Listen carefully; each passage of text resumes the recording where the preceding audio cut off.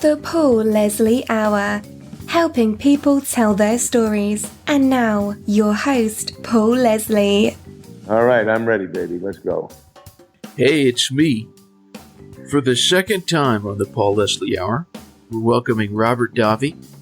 Most known for his acting, he always stands out. You've seen him in such films as The Goonies, the Bond film License to Kill, Showgirls. We could keep on going.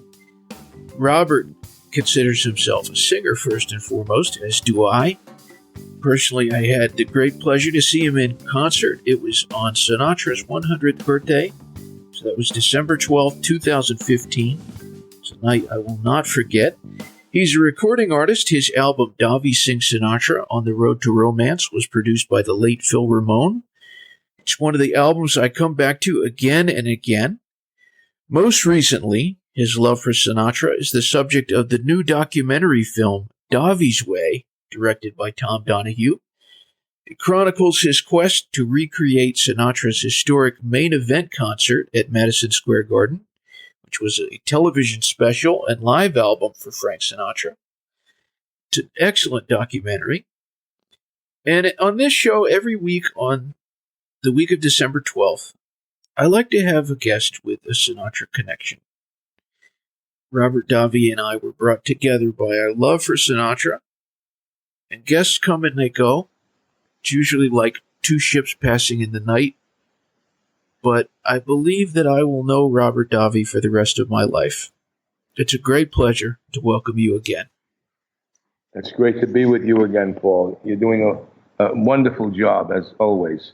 And I always like to say, to me, you're the modern-day Dick Cavett, and I will always say that. And I think you do a terrific job, and your shows are someday going to go down in history in terms of this wonderful catalog of the great artists and engineers and musicians, and just a whole cacophony of interviews you've had that span this wonderful music that we all love. Well, thank you very much. I appreciate that. Thank you. So going back to this film, Davi's Way, you wanted to recreate the historic Madison Square Garden concert. What made you want to do that? Well, it was seminal in Sinatra's career. It was his comeback. There was such an excitement. I remember growing up and being in New York in the 70s when this Madison Square Garden, the main event was going to be, they were talking about the main event and then watching it on TV. And it was just, I mean, Sinatra was always performing and successful. But this was a huge comeback for him. It was something that, you know the story about Jerry Weintraub and how they put that together? Tell us the story. But do you know it or not? No, I don't know it. Okay, so then if you don't, then most of your listeners may not.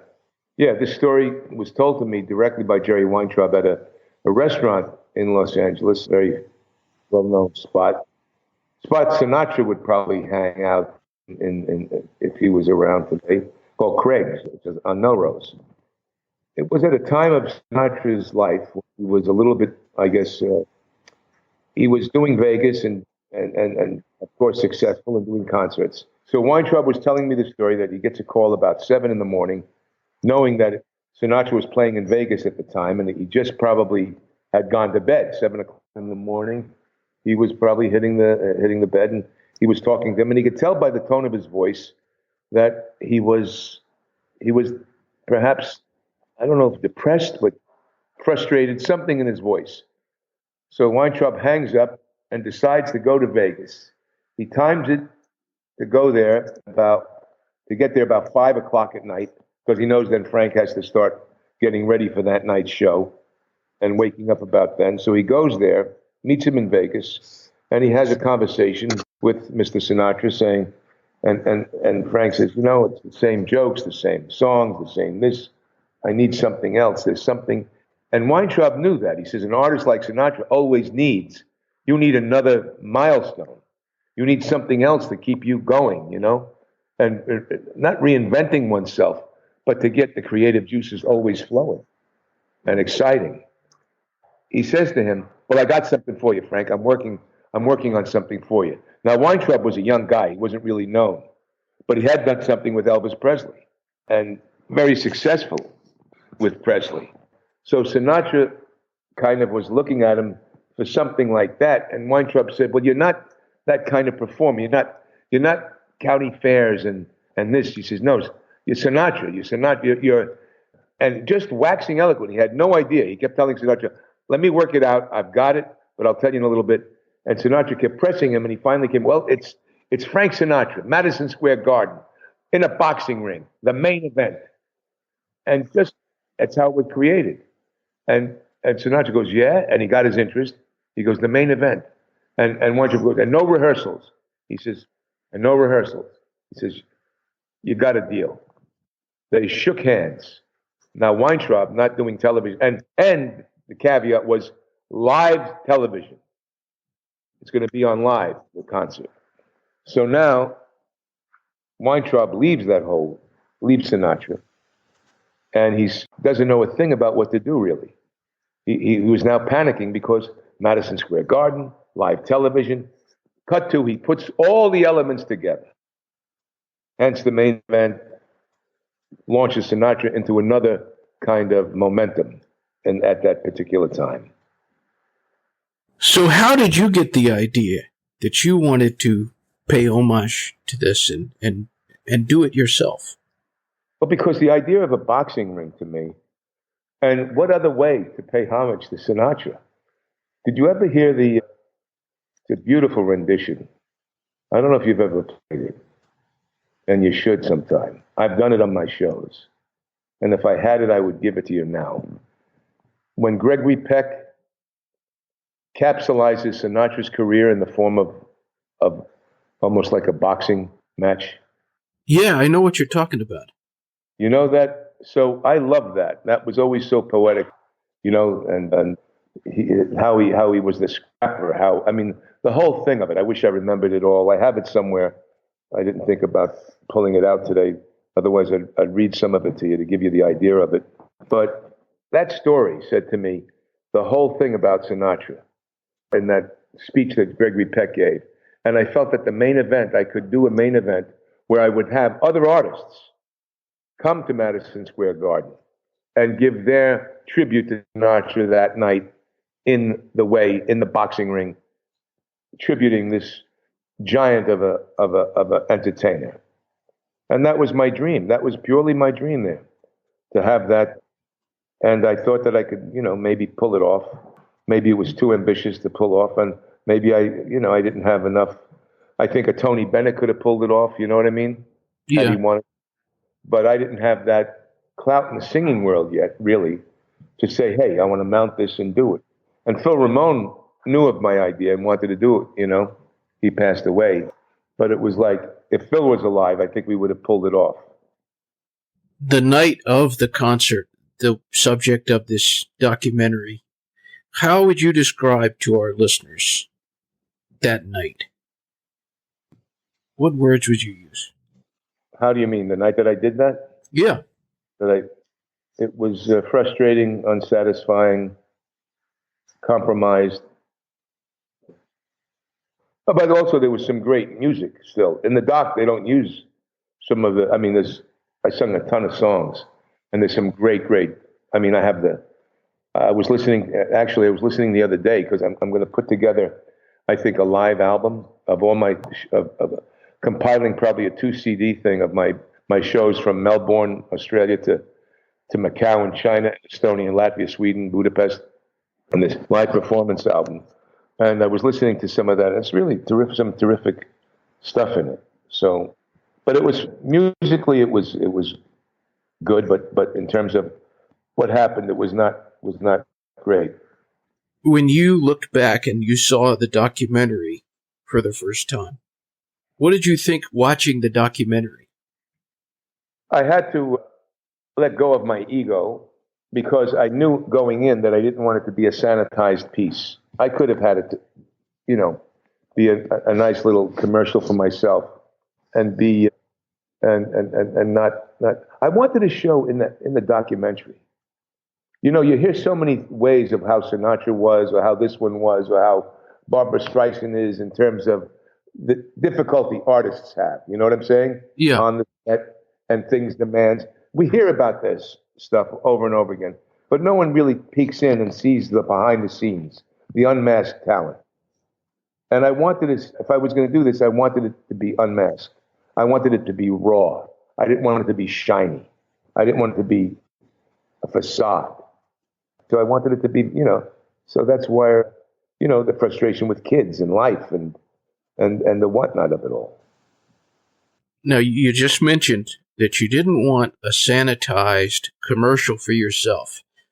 And I have to say, what makes the documentary so compelling is that just that. It's, hey, here's what happened. Was there anything that you did want taken out? Or you thought about it? Well, I wanted them to use different songs, but again, and some of the cuts, some of the music, and I wanted them to put more stuff in about the voice and how Sinatra. I wanted a more historical stuff about the process of Sinatra, as opposed to, intertwined with the process that I did. You know what I mean? Yeah. It's hard to decide what you want in or out now.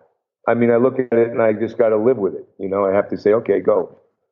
I mean, the thing that he keeps going in terms of he keeps hitting over the head, you know his face, but you don't know his name, which is true in some ways. Some people, and also I wanted them, it was more of what was omitted, because at that time I did the Italian version of The Voice. I did 5,000 people in Estonia, Latvia, Sweden. They should have had a camera follow me around at those moments to juxtapose the other stuff, so the audience would be prepped for a big main event. You see what I'm saying? Yeah. And also things that were not in. The reason why I didn't do the film with the kid, when he asked me to come and do his film? Yeah, I remember. Yeah, well, that led to him changing his whole script. The reason why the character wasn't for me, and I said it on camera, but they didn't choose to use that, and I understand why, is because the character they wanted me to play was gay bashing, basically. And I didn't want a cliched character. That did that. But it made it look like I was just being an ass to the kid. But that's not the reason, and that led him to changing the whole idea of his piece. But that was and then the other thing was I had everything set up. They moved the date on me all of a sudden, as you saw in the film. We were supposed to go towards Sinatra's birthday, December 12th. I wanted it on that date, and I had venues already lined up with boxing rings. So we would have had the infrastructure that if we didn't get Madison Square Garden, to already have the venue I wanted with the infrastructure we wanted. And so this is, to me, it was more what's omitted in the film than what I would want taken out. There's something that I kept thinking about again and again and again when I was watching the film. You and I are kind of, I don't know if the right word would be poetic types. In other words, I've noticed you a lot of times will say, or you'll mention about the nostalgia of certain things, dates, places. I watched in the film as people just kind of stared at you blankly, like they just didn't get it. The meaning of certain things, because things do have meanings. Do you feel like the world is kind of losing its poetry? Yes. Yeah, absolutely. I had a conversation like that with my little son, my 17-year-old son, last night. He goes, Dad, I like that era better. He does. I was showing him a Marlon Brando film. And he goes, and I was showing him, what else? Another film that was a classic. Oh, A Wonderful Life. His really first foray into Jimmy Stewart. And he just was blown away. He says, nobody acts like that today, Dad. And I says, well, that's how music is and how everything else is. It's kind of cut together. And I mean, no, they're great talents. Don't get me wrong. Wonderful talents. Amazing people doing creative things. And maybe I just think the music of that era, for me, is what's in my blood. To try to to find new ideas and new ways, like I did with this town, as you know. I don't know if you played it on your show yet. I haven't, but this might be a great opportunity to do that. Tell us about this direction that you're going with your sound.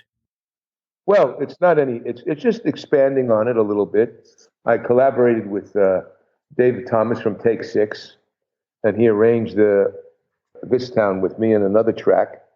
And what I'm going to do is I'm going to release an EP from Sinatra to Davi, which is just, I'm just expanding my repertoire, my shows are the repertoire is expanded, not just Sinatra. I probably do a Bojangles, that's and some other tunes, some Willie Nelson. But doing it in my style, even a Smokey Robinson song that I do, but with my, with how I would handle it, and putting that into the shows, which are quite satisfying. Very interesting. So somebody at one of your future shows, they might hear one of these songs. Like, were you referencing Mr. Bojangles? Absolutely. How cool. Yeah. It's probably a stunning rendition of it. At least I've been told. And it moves people greatly because I reference it historically, of course. I think something that maybe people wouldn't know about you is that your musical interests are not just limited to the American Songbook and Sinatra. I remember listening to your radio show, and you were playing in the background a Sia track. You told the guy in the booth, you said, "Hey, would you turn that up? I want to listen to this." And you played it. And tell us about some of the diverse music variety that you like. Well, Paulie, I love everything from Gustav Mahler's Symphony No. 5, the other to, Mahler and Beethoven and all the opera world. And even the current day, like you said, Sia. Anything that touches me and moves me. And, there's a wide variety of music. It's very eclectic. I like the piano, Eric Satie. There's a strong reference point. And I guess what's kept me current with the music are my kids. I have 5 kids and another one on the way, actually. But I've got 5 kids, and each decade I've grown up with their music mixed in with my music. Now, the interesting part is each one of my kids love what I'm doing. They love the Great American Songbook. There's not one of them that doesn't love that music. And I think I just have to say that I think each generation, it continues on. I said it before. I think Lady Gaga was very smart in terms of changing her career because you weren't going to hear Poker Face in 50 years. And I used to say that in my show before she did the album with Tony Bennett. I jokingly said, you're going to hear Poker Face, but in 50 years, what are you going to hear? You know what I mean? And it's interesting. A couple of years after that, and I said this in quite a few shows. So I'm wondering, it's so interesting. She came out and just said, "Hey, watch this." But yeah.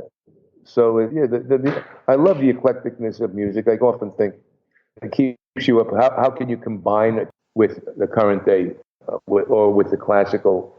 Because I think now the Great American Songbook can be considered classical music, Yeah, definitely. On that note, if you could sing a duet with anybody today, anybody living, who would you sing a duet with? Well, of course, you got, it would be great to do something with Streisand or Tony Bennett, because just the iconic stature of that, I would think something there would be, because of tradition, the tradition of, I think that would be a very interesting, but there's other collaborations that would be very interesting, some modern day collaborations that could be interesting. I forget the name of the artist. One of my kids recommended one time. I forget who she was, female singer. Interesting singer. She's an interesting singer, and I forget, and modern day, you know what I mean? Yeah. Yeah, if I think of it, I'll text you it at some point. But yeah, but after head, I mean that's who it would be. It was just maybe, I don't know, 2 weeks ago, maybe less. I saw for the very first time Bob Dylan in concert. Oh, did you see him? Did you go backstage? I didn't go backstage. Try? I didn't try. I showed up for the concert. I was absolutely drenched to the bone, freezing. Interesting story on how I got there, but I enjoyed the concert very, very much. And a lot of the listeners might not know this, and a lot of them probably do, that Bob Dylan has been interpreting the American Songbook his last 3 studio albums. And he did studio album, the first one, Shadows in the Night. There was a music video, great music video, for the song The Night We Called It a Day. Fantastic song that Sinatra recorded. And the actor who appears in the music video is Robert Davi, our special guest. So, how did you come to encounter Bob Dylan? Well, I think his people were looking for someone to do the video with.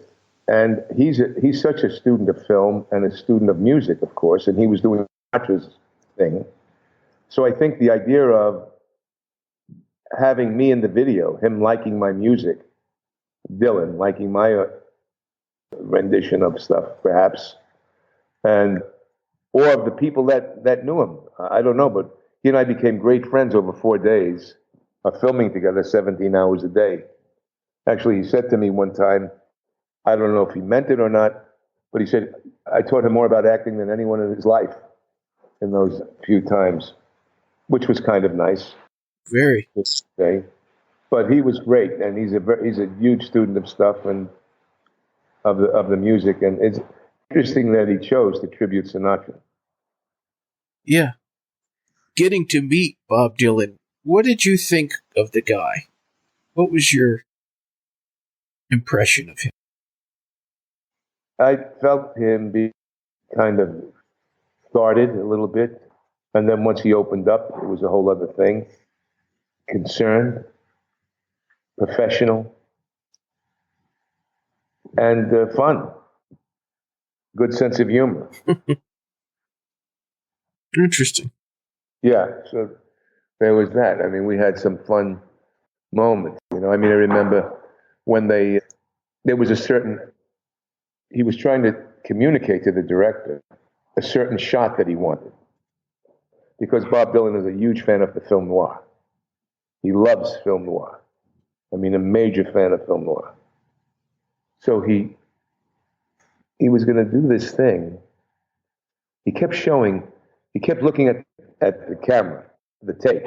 And I had to communicate to the director exactly what he wanted, that he had to change the angle, change the framing, because the director wanted to put his spin on the scene. But Bob wanted this classic way. I want this. You know what I mean? So I had to say to the director, no, you don't understand. Don't put your spin on it. Just do exactly this. And I said, all right, here's what you have to do. Do this, do that, do this, do this. And it was just interesting what happened. That's all. He said, it worked before. He says, it's classic. And that was an interesting take into Dylan. You know what I mean? And anybody listening, they can watch that music video. It's definitely online, and it's wonderful. It's a great movie set to this great song. Yeah, it's a cute little film noir, the femme fatale and everything. He and I vie for the affection of this girl. Yeah. This question comes from Karina. Give her my best, please. I will. He gives his best. She says, love him, and waves. Okay. Your question is, what has been your strategy? How did you manage to not let Hollywood do what it does to so many people? I mean, on this show, I've had so many guests who tell me about how Hollywood, the words they always use is, it will chew you up and spit you out. How did you keep on trucking? How did you manage to beat the odds? Well, I don't know if you saw that Clark Terry documentary. You ever see that? Oh, I never saw it. No. Isn't that Keep On, Keeping On? What's it called? He's an American trumpeter, and Quincy Jones did a documentary on him, and it's about the process. And when you think of those great masters in jazz, the great masters in all kinds of whatever it was the medium of expression. It was what they had to express and how they expressed. And it's keep on keeping on. And you just have to keep going. You can't let them put you out of the game. If that's what you think, that's going to happen. You know, I feel that my exiles are self-imposed at times. And then there's a flurry of activity, and then something happens. And that just is the span of a career. You know, I mean, how long do you want to, and if you have other interests, that's what's important. You know, for me, the music is, and I'm still filming. I mean, I've got the TV series now, Paper Empire. I've got the new film coming out, Appalachian. I've got another film we're finishing up called Mott Haven. Another film I'm going to be starting in January called Big Life. And like I said, the TV series. So it's. Did you see Your Move yet? I did a film called Your Move. You should watch it. You're in Korean. You'd like it. It's a cool. Luke Gus directed it. First time, but it's a thriller. But it's. I don't think of the. You don't think of that. You keep thinking of deepening yourself as a spirit and as a talent. And yeah, the town can do that to you. More so politics can do that to you. But it can be harsh. But keep on keeping on is a pretty good statement. What do you think people get wrong about you? Wrong about me. Well, some may not. I think until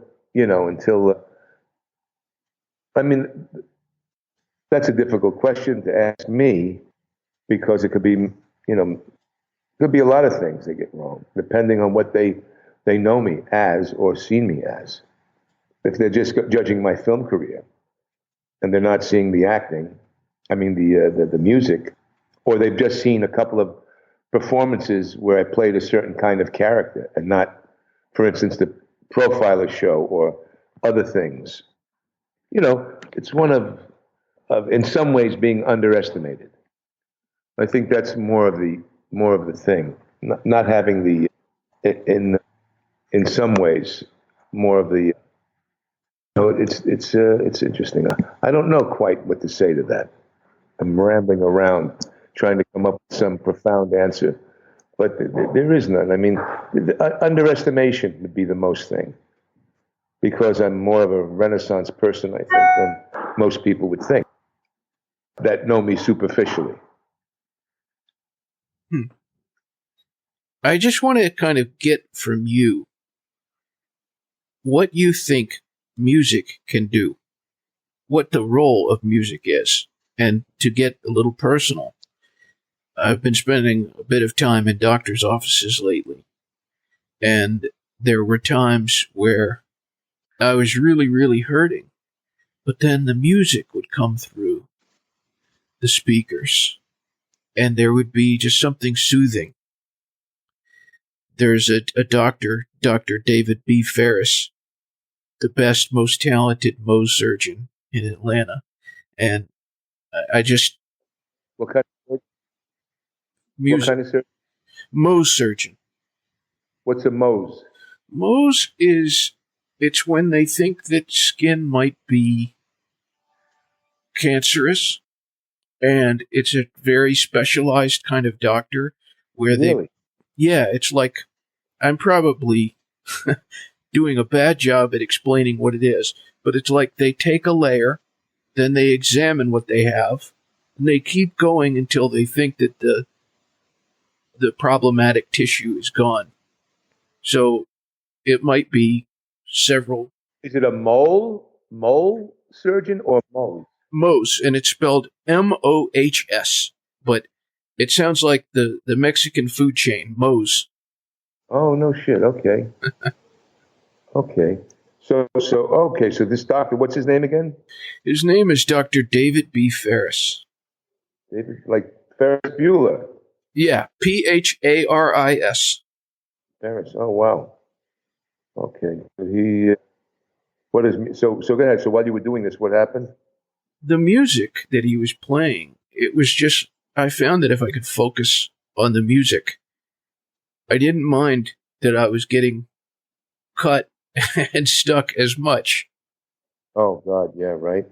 What have you found the power of music to be able to do? Well, they know that it changes the brain chemistry. Music actually changes the brain chemistry. Did you know that? I didn't know that. It changes the brain chemistry. And it can release, dopamine and other things. But I see this, people want to say, and this is one of the things I bring up in my shows, that we have to understand that how can we expect, they don't want to say that the violence in our streets and in our schools and in our society, they want to go to music. We know that it affects the brain in a positive way, depending on the music. And that's all the research, scientific research, talking about, again, the violence in our society, the kids in school, the disrespect.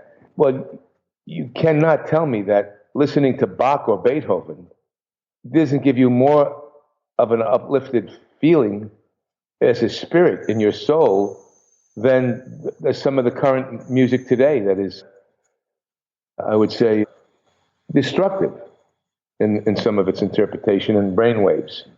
Don't you think? I think that's true. You know? So understanding that, the music activates all these areas in the brain, and it has to have an effect that causes the dissonance in our society. The more dissonant the music, the more dissonant the society. And that's why the great American Songbook for me, or classical music per se, or any great music, has that. And it started, they said, they made a big joke about rock and roll. All right? But when kids, you think of the rock and roll, the heavy metal stuff, that you just shake your head and slam stuff, Yeah. What is it doing to your, the neurological thing in kids? We're showing that now, and people don't want to study that. The music world doesn't want to talk about that. Hollywood doesn't want to talk about that. Society doesn't want to talk about that. The government doesn't want to talk about that. Music can make us feel good, and it can help reduce pain, like you said. It helps people recover from strokes. It helps cognitive. There's a whole thing that they've studied on music and tonality and the whole 9 yards of it all. So it just mirrors what's happening in our society. So you're right to feel much better when you're listening to music when somebody's scraping at your face. It's now affecting it's accessing a different part of your brain than just pain, the physical pain you're feeling at the moment. I could be depressed and tired, but after rehearsing for 2 hours, I feel rejuvenated again. Exhausted, but rejuvenated. The good kind of tired. Exactly. As I was mentioning at the beginning of the interview, it was Frank Sinatra. There's Frank Sinatra's music that brought us together. Yeah. What does Frank Sinatra mean to you? Well, he's not even Mount Everest. You can climb Mount Everest. You can climb, you can go to the moon, but you can't accomplish what Sinatra did. No way.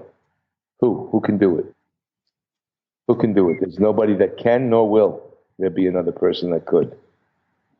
And that's a monkey on somebody's back. If you're holding that as the apex of it all, and that can't be reached. You can get an equal footing with the concerts, the live world. You know what I mean? But to have the song catalog, the continual song catalog, and the intelligence of which he approached every darn thing, the taste and intelligence, except for those years with Mitch Miller, which frustrated the shit out of him. But the taste and selective intelligence. And that's why people, when they want to look at Sinatra, you hear people say, I know people that don't know Sinatra, they don't know his voice, they have some distant scent of what he may or may not have been or is. And it's very frustrating to me when I hear people talk about him sometimes, not understanding really the depth of his artistry in film, in acting, and in music. And of course, then the towering achievement he did for society with charities. I think you came to that concert. Did I do the Mr. Anonymous thing? I don't think you did that. Well, you know what? Maybe because it's his birthday, maybe we'll do that today. How's that? You want me to read that to you? That would be lovely. And you can dedicate this to maybe a doctor or two that's out there that helps people. Like Dr. Ferris. Like Dr. Ferris. Because it's so important, our sense of giving in the world. Have you ever heard it, the Mr. Anonymous? No, I haven't. Okay. If you've never heard it, it was written by a guy named Paul Keyes. And it was for the Variety All-Star Club party that I guess was done at NBC Studios. It was to build a wing for a children's hospital in Seattle. And all the greats were there. Cary Grant, Burl, many people. And Richard Burton. Do you know who Richard Burton is? Oh, yeah. Maybe some of your listeners don't know, but he was married to Elizabeth Taylor, but he was one of the great actors and one of the great speaking voices of all time. Welsh actor.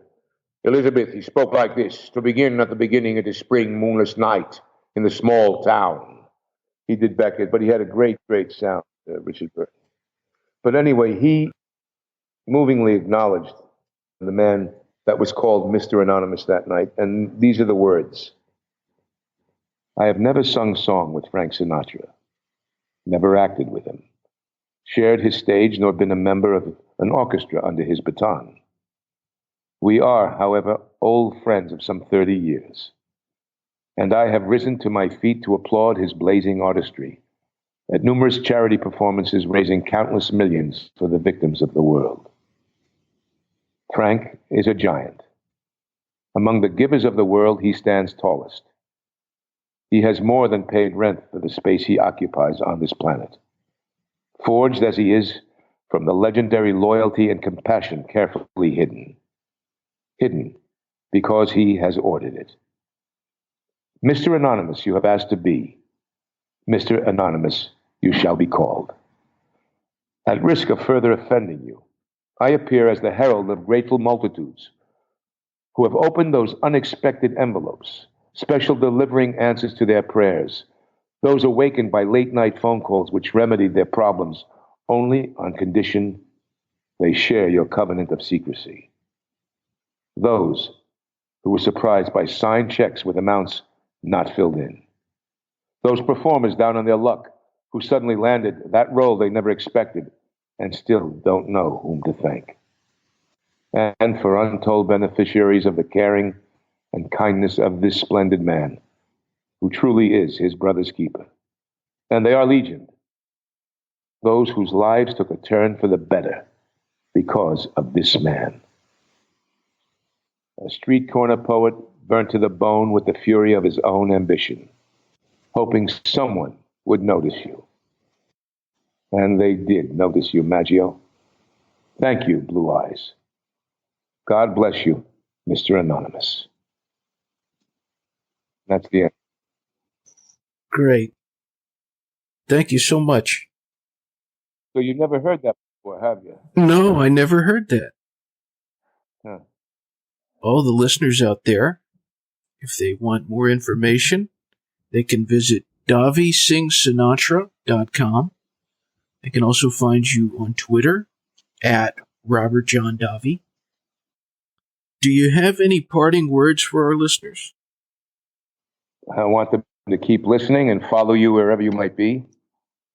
And have a wonderful holiday season. Merry Christmas. Happy Hanukkah. And look for updates of where I'm going to be performing and the show Paper Empire and the whatnot. And then just stay safe and sleep warm. And God bless. Thank you so much. God bless. And be kind to each other. You know, I think it's time that we try to find some more civility every single day. It was very depressing when I saw how during the Christmas shopping season, people were like pulling hair and beating each other up over items, over things, over material things. Kind of sad, wasn't it? Very sad. Yeah. Yeah. But anyway, God bless you and Karina. Until next time. Take care. Until next time. Yeah, that's a great sign off. Until next time, huh? Well, thank you very much. I appreciate this. I appreciate it too, my brother. Thank you for listening to the Paul Leslie Hour. If you enjoy these interviews, please consider rating, reviewing, and subscribing to the podcast. You can help us by listening on the free Radio Public app. The show can also be found on iTunes, Stitcher, Player FM, or Overcast. For more information, visit thepaulleslie.com or follow on Twitter, Instagram, or Facebook, all at The Paul Leslie. The Paul Leslie Hour theme song is performed and composed by Jeff Pike. Outro music is performed and composed by John Goodwin. See you next time on The Paul Leslie Hour.